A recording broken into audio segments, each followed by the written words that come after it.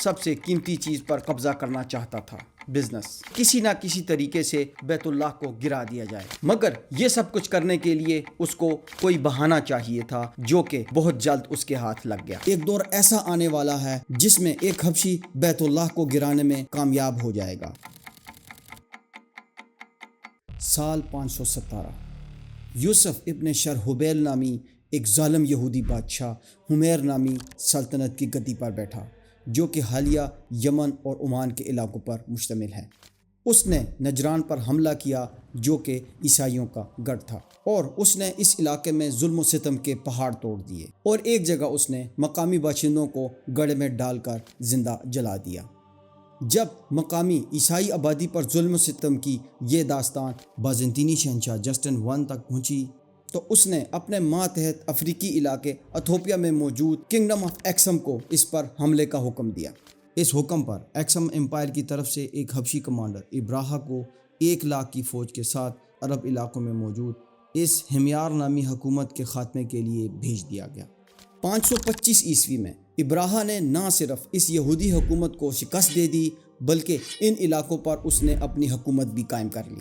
اب ایکسم امپائر کے حکمران کالب کو اپنے ہی کمانڈر ابراہا کی سرکوبی اور ان زمینوں کو واپس حاصل کرنے کے لیے ایک اور فوج بھیجنی پڑی، مگر اس فوج نے نہ صرف اپنے کمانڈر کو قتل کر دیا بلکہ ابراہا کی حمایت کا بھی اعلان کر دیا۔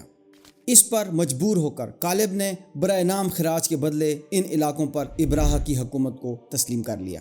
ودن فیو ٹیکٹیکل مووز سے ابراہا کا ایک عام کمانڈر سے بادشاہت کا سفر تو مکمل ہو گیا، لیکن وہ غرور اور تکبر کی انتہا کو بھی چھونے لگا۔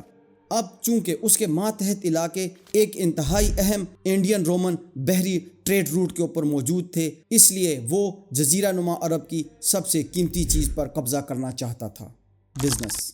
مگر مکہ تو عربوں کا نہ صرف اقتصادی اور مذہبی مرکز تھا بلکہ وہ ان کی اقتصادی شہرک یا چیمبر آف کامرس بھی تھا۔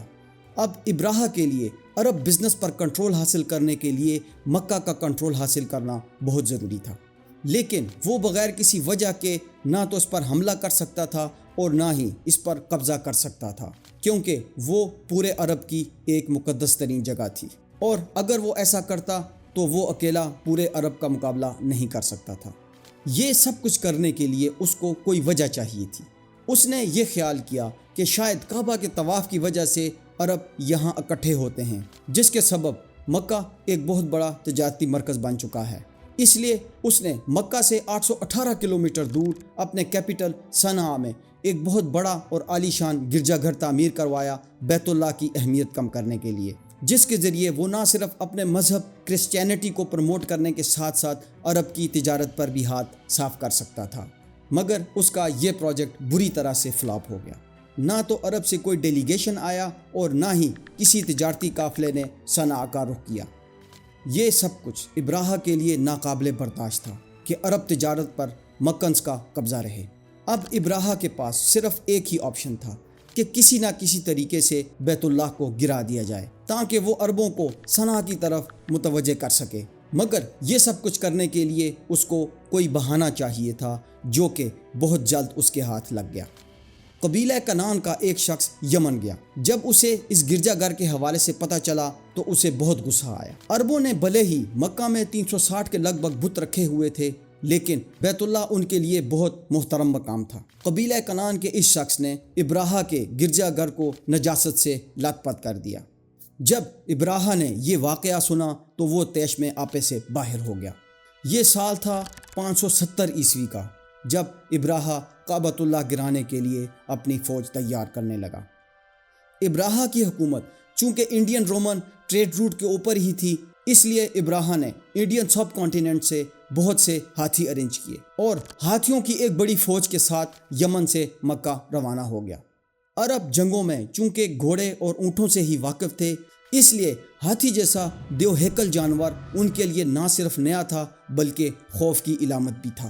ابراہا نے راستے میں آنے والے قبائل سے الجھنے کے بجائے سیدھا مکہ پہنچنے کی کوشش کی تاکہ اپنے ہدف کو حاصل کیا جا سکے۔ اس کی فوج کے اگلے دستوں نے پہلے پہنچ کر مکہ والوں کے کئی اونٹ اور مویشی اپنے قبضے میں لے لیے، جس میں حضرت عبد المطلب کے 200 یا 400 کے لگ بھگ اونٹ بھی موجود تھے۔ چنانچہ آپ اپنے مال مویشی لینے کے لیے ابراہہ کے لشکر میں پہنچ گئے۔ جب ابراہہ کو معلوم ہوا کہ قریش کا ایک سردار ان سے ملنے آیا ہے تو اس نے تشریف آوری کا مقصد پوچھا۔ حضرت عبد المطلب نے جواب میں اس سے اپنے اونٹوں اور بکریوں کا تقاضا کیا۔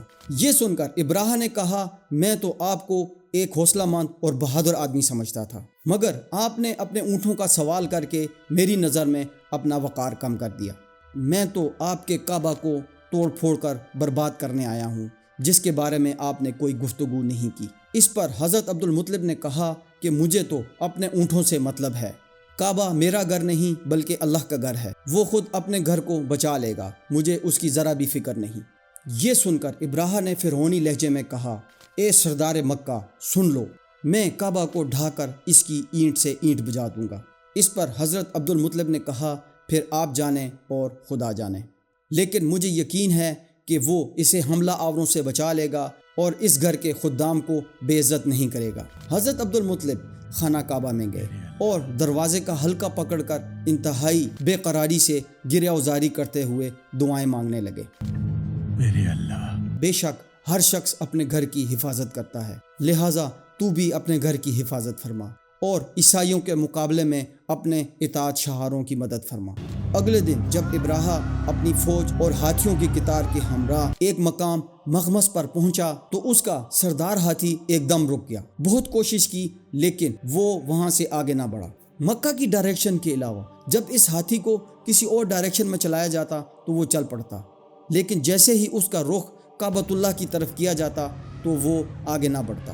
ابھی ہاتھیوں کی ڈائریکشن سیدھا کرنے کی کوششیں جاری ہی تھی کہ عذاب الہی ننھے پرندوں کے جھنڈ کی شکل میں نمودار ہوا، جس میں ہر پرندے کی چونچ اور پنجوں میں پتھر تھے۔ پرندوں کی اس فوج نے ابراہہ کی فوج پر اس قدر پریسائز اور ٹارگیٹڈ حملہ کیا کہ آسمان سے گرتے پتھروں نے ابراہہ کے لشکر اور ہاتھیوں کے پرخشے اڑا دیے۔ ابراہہ کی فوج کا ایک آدمی بھی زندہ نہ بچا۔ ابراہہ بھی اپنے ہاتھیوں سمیت ہلاک اور برباد ہو گیا۔ ان کے جسموں کی بوٹیاں ٹکڑے ٹکڑے ہو کر زمین میں بکھر گئیں۔ عرب تاریخ کے علاوہ اسلامک پوائنٹ آف ویو سے یہ واقعہ اتنا اہم تھا کہ اللہ پاک نے اس واقعے کا ذکر قرآن مجید کی سورۃ فیل میں کچھ یوں ارشاد فرمایا کہ اے محبوب، کیا آپ نے نہیں دیکھا کہ آپ کے رب نے ہاتھی والوں کا کیا حال کر ڈالا؟ کیا اس نے ان کی تدبیروں کو بیکار نہیں بنا دیا تھا؟ ابراہہ کی اس ذلت اور رسوائی کا چرچا پورے عرب کے طول و عرض میں پھیل گیا، جس سے بیت اللہ کی حرمت اور اہل مکہ یعنی قریش کی عزت اور وقار میں بے حد اضافہ ہو گیا۔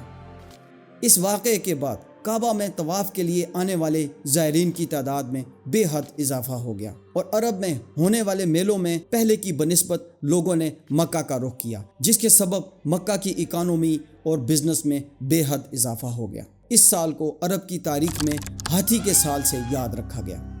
قریش مکہ کو اسی سال اللہ پاک نے ایک اور نعمت سے بھی نوازا۔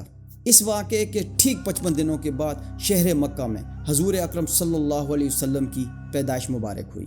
ابراہہ جس کا تعلق حبشہ سے تھا بھلے ہی اپنے مقصد میں کامیاب نہ ہو سکا، لیکن ایک دور ایسا آنے والا ہے جس میں ایک حبشی بیت اللہ کو گرانے میں کامیاب ہو جائے گا، اور یہ خبر دینے والے کوئی اور نہیں بلکہ نبی آخر الزماں خود ہیں۔ سیدنا ابو ہریرہ رضی اللہ تعالیٰ عنہ سے روایت ہے کہ رسول اللہ صلی اللہ علیہ وسلم نے ارشاد فرمایا کہ کعبہ کو 2 پتلی پنڈلیوں والا ایک حقیر حبشی تباہ کر دے گا۔